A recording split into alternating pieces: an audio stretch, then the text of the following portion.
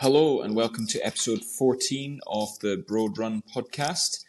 Welcome back. We have landed back in Dubai, so we've been back for a couple of days now and slowly getting used to the heat back here after our little 3-week trip in Scotland. So just to sum up what's been going on in the last few weeks.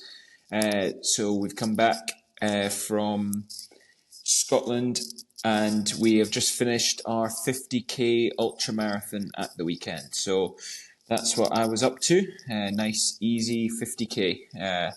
Not really. It was a bit tough. And turns out doing very little training over the last sort of 3 weeks is probably not the best idea if you're going to run a 50k race. But I want to talk through a few lessons learned from the race and talk about how two of my clients, Lewis and Doug, got on as they were running 109k ultra. So probably just start with that. So the guys ended up completing the race. They had a really, really good race. They ended up taking, let me just double check here. So 17 hours and 31 minutes for 112k in total.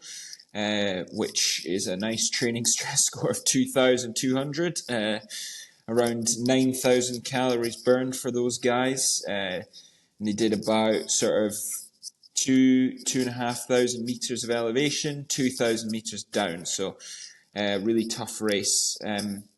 Unfortunately, one of the guys ended up getting injury on their sort of patella tendon around their knee.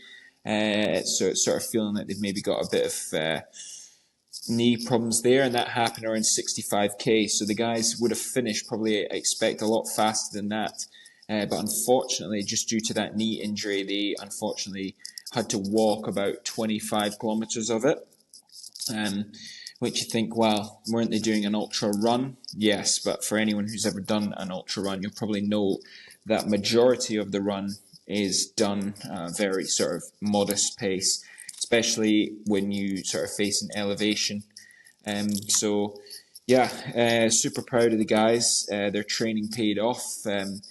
In the last sort of month or two, they've been averaging sort of 80s, 90s kilometers running, plus normally a couple of strength sessions, like I'd mentioned in the last podcast, which they were really focusing on doing conditioning for their legs, make sure they had the strength there, which helped them sort of battle through, and also doing other conditioning stuff on the bike.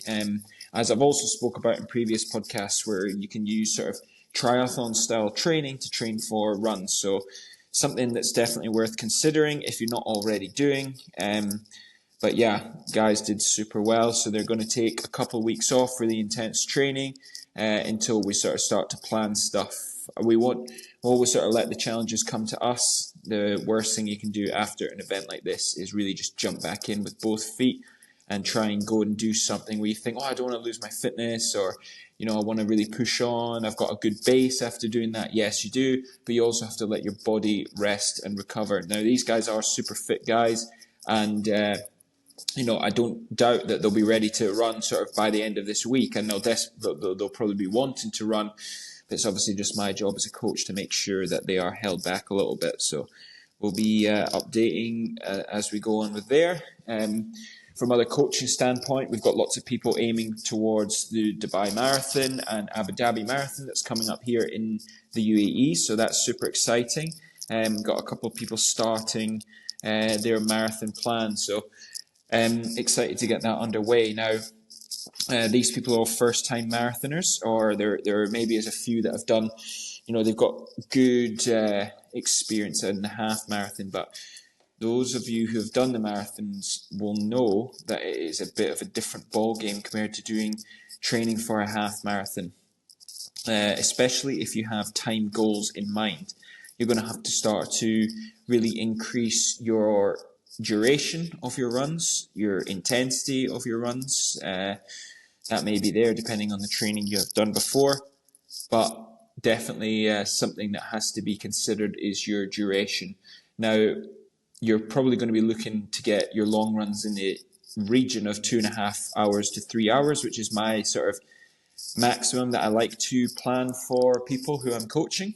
Some people like to do more, but that's typically for the volume that we're looking for. So, that's a bit different to doing your typical hour and a half long run you might be doing on your half marathon or your 10K plan. So something to consider. Do you have the capability to train for these marathons effectively?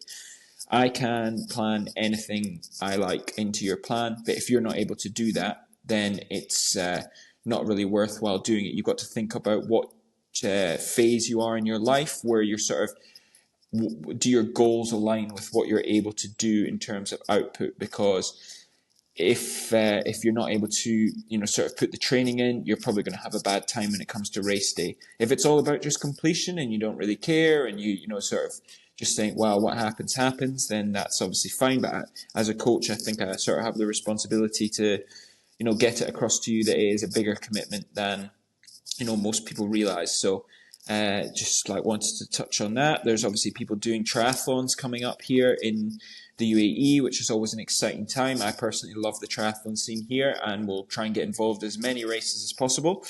Probably get put to bed by a few of my own clients, or a lot of them, because a lot of them are really good, especially when it comes to the swimming and biking. So that's fine though. I can definitely live with that. But that's good to get the guys up and running. Guys looking towards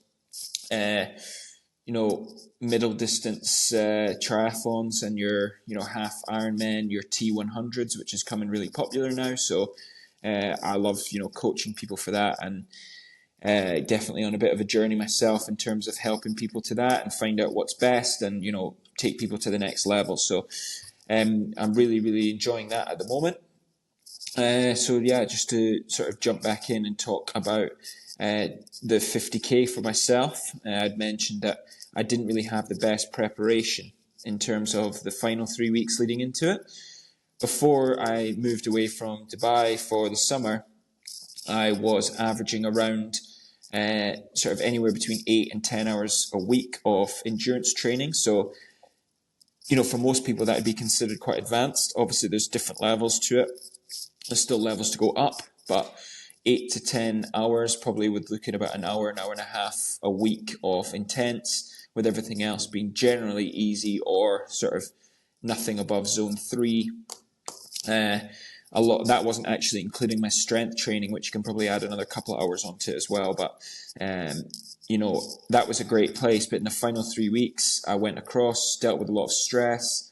Something I spoke about in a previous podcast is something that's often overlooked, which is the stress that you can take on from jobs, from work, from partners, and something that needs to be considered, and something that I feel like really affected me in the 3 weeks leading up to it. So I didn't really get the best preparation. Moving about, we must have slept in about 15 different beds in the sort of weeks leading up to it. So not getting good night's sleep, not getting lots of good rest and recovery. I was still training, meant that when it came to race day, I was probably underprepared than what I could have been.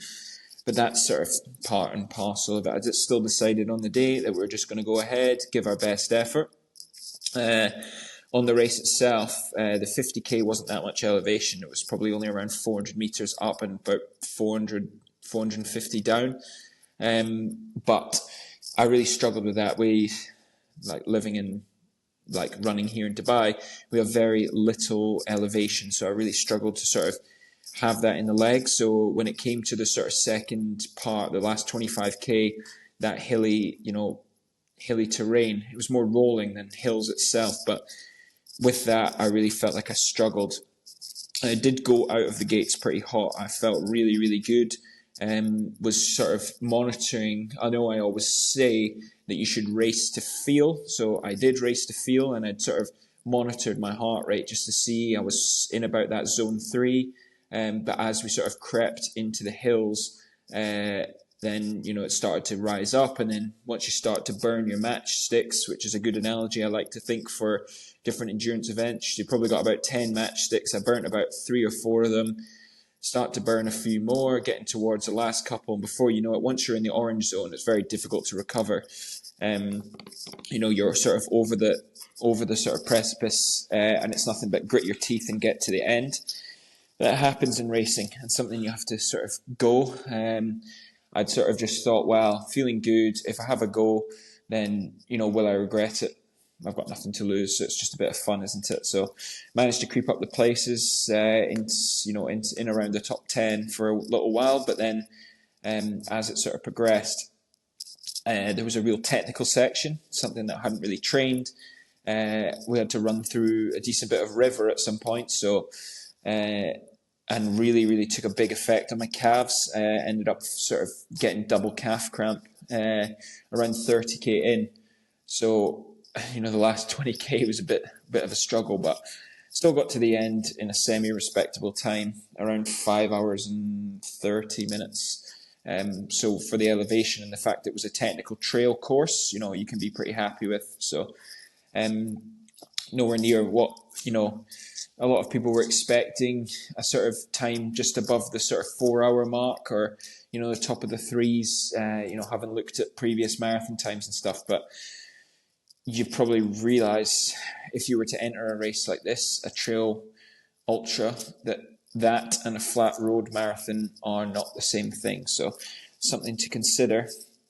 But yeah, all in all, it's been pretty good. Get back onto training here. We're now back into doing a full schedule at the Run Club. So we are doing our interval session, which we did today, which was in the hills. So we're doing a hill session, a one that we've done before, which was a 10-minute hill session, followed by a 3-minute break and 10-minute. Again, just working hard on the way up, around 9 out of 10 or around 1k pace. So that was a really fun session with a walk to jog recovery, meaning you walk until you feel like you're good enough to jog again, not compromising the good work that you sort of do on the way up. There's no point rushing the recovery if you're not getting the good reps in. So that was a great little session. And then, starting to add in a couple of long runs. So something I like doing in my own marathon prep, and I like doing it for people, is adding like what you call a medium long run. Some people would just call it a second long run, but basically try and put in a second long run session in the week. And make sure you give yourself adequate rest and recovery before your actual long run of the weekend. So I'll try and fit in one of those tomorrow or Friday, just depending on how the day goes and how everything is. So we'll have to wait and see. And that's pretty good. Get back used to the heat and humidity. It's currently, this morning was 91% humidity at 31 degrees. If you get out my little chart that says what the feels like temperature is for there, and the dew point, you will see that basically anything above 24 degrees dew point is technically considered not safe for outside exercise. So we were probably about 4 degrees above that today. But still, we managed to go out and get something done. Obviously, we have to monitor as a coach how people are doing, making sure people aren't overexerting. So that's something that I'm always watching for, making sure people take adequate breaks. But I definitely think it's good to train in the heat and the humidity. You definitely feel the benefits. I definitely did when I went back to Scotland and felt much fitter for it. But we have to do these things. So that was all good fun. And I hope you enjoyed listening to a little bit of debrief of what's happening. If there's anything else you'd like to get covered on this, then that would be great to hear your comments, and hopefully tune in next time, and we'll have a bit more chat about all things sort of long run. So that should be fun. And thanks for listening.